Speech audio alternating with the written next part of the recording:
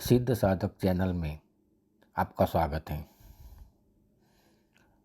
आज मैं आपको एक ऐसा और सरल प्रयोग बताने वाला हूँ जो प्रयोग करने से कोई भी स्त्री माँ पार्वती के 8 वरदानों का सरलता से प्राप्त करने का अवसर प्राप्त कर सकती हैं।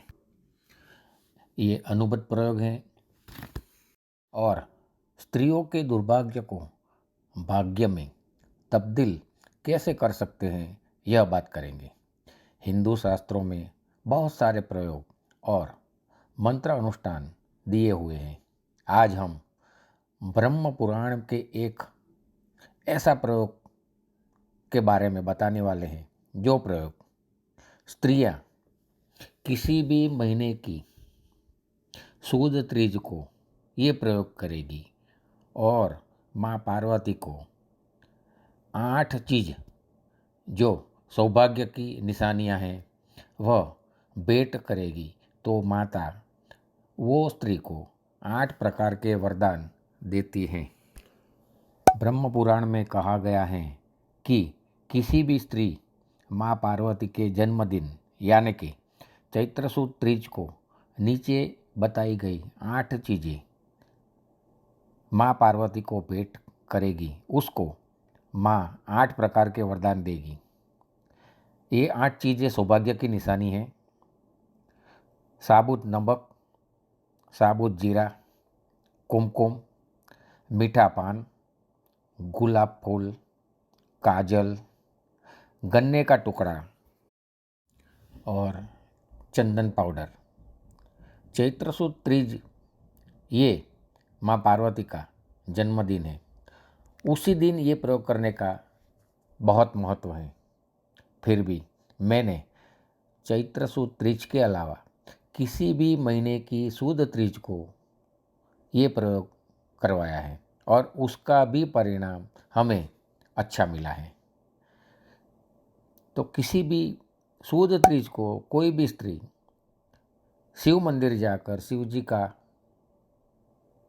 पाठ करे या पूजा करे, जल चढ़ाए, सामान्य पूजा करके फूल चढ़ाए और ठीक पीछे माँ पार्वती के पास जाकर चरणों में ये चीज़ें रखकर जन्मदिन की बधाई दे और भेंट स्वरूप ये चीज़ स्वीकारने को कहे।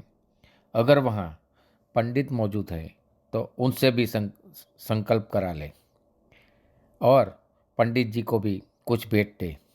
ये छोटा सा प्रयोग ब्रह्म पुराण में दिया हुआ है।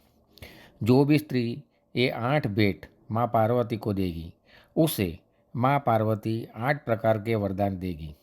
वह वरदान इस प्रकार है: माता का सुख, पिता का सुख, सास का सुख, ससुर का सुख, पति का सुख, पुत्र का सुख, संपत्ति का सुख और 8वां सौभाग्य का सुख। क्रमशः ये 8 प्रकार के वरदान पूजा और भेंट करने वाली स्त्री को माता वरदान के स्वरूप में देती हैं।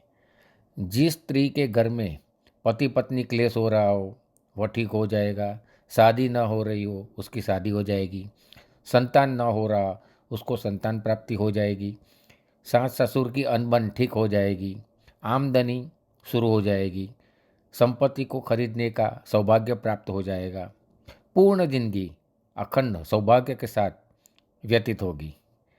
ये प्रयोग अनुभूत हैं, अनेकों बार ये प्रयोग किया हुआ है और दूसरे बहुत सारे लोगों को ये प्रयोग करवाया है और सभी को शुभ फल प्राप्त हुआ है। आप भी प्रयोग करें।